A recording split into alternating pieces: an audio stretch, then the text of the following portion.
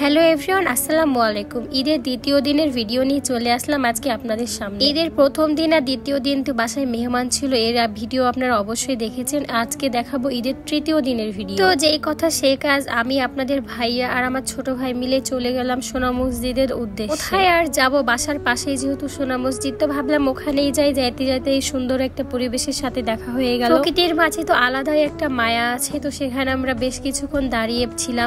দাঁড়িয়ে কিছু photo video shoot করে নিয়েছি, কারণ এইরকম ওয়েদার তো মিস করা যাবে না, তাই না? পিচ্ছি আমার ভাই হতে পারে, তবে সে অনেক সুন্দর ভিডিও করে, বোঝাই যাচ্ছে, কারণ ভিডিওটা আমার পিচ্ছি ভাই করে দিয়েছে। তারপর তো সেখানে আর বেশি টাইম নিলাম না। অলরেডি আমরা সোনা মসজিদ হাইওয়েতে ফার্স্টে আমরা চলে যাব তহখানা নামে জায়গাটা। এইটাও অনেক পুরনো একটা নিদর্শন বললেই চলে। এখানে একটা মসজিদ আছে, আমি সেই মসজিদটাতে ফার্স্টেই যাব। এটা হচ্ছে মেন গেট তহখানার। যাই ভেতরে যাওয়া যাক, ভেতরে দেখি আস্তে আস্তে সবকিছু আপনাদের দেখাবো। এখানে জুম্মাবারে অনেকে নামাজ পড়তে আসে, অনেকে ভালো কিছু করতেও আসে। এর মধ্যে একটা মসজিদ আছে, আবার আরেকটা মাজারও আছে। অনেক সুন্দর করে বিভিন্ন ধরনের ফুলের গাছ লাগানো আছে, ডেকোরেশন করা আছে। এই যে এই সাইড বোর্ডটাতে তহখানা নিয়ে অনেক কিছুই লেখা আছে, আপনারা পড়ে নিতে পারবেন। সামনে যেহেতু একটা মসজিদ আছে, তাই আমি এগোচ্ছিলাম সামনের দিকে। আসলে সোনা মসজিদ আরেকটা জায়গা, তহখানা আরেকটা জায়গা, কিন্তু এই জায়গাগুলো পাশাপাশি, সবগুলো ঐতিহাসিক নিদর্শন বললেই চলে। এগুলো আমাদের চাঁপাইনবাবগঞ্জের দর্শনীয়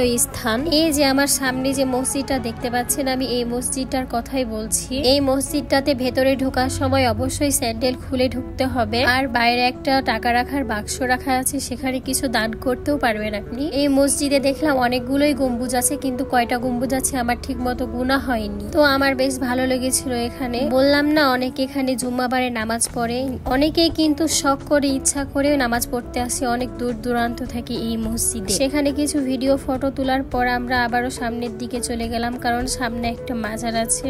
আমি এখন যেখানে ঢুকছি এটা হলো বাজার। দেখেন মাজারের ভিতরে কত সুন্দর ফুলের গাছ লাগানো আছে। ওই যে সামনে একটা লাল মসজিদের মতো দেখতে পাচ্ছেন, ওর মধ্যেই মাজার আছে, আর মাজারের চারিপাশে তো ফুলের গাছে ভর্তি হয়ে আছে। আমি, আমার ভাই আর আপনাদের ভাইয়া তো সবগুলো মিলে ঘুরে ঘুরে দেখছিলাম সব জায়গাগুলো।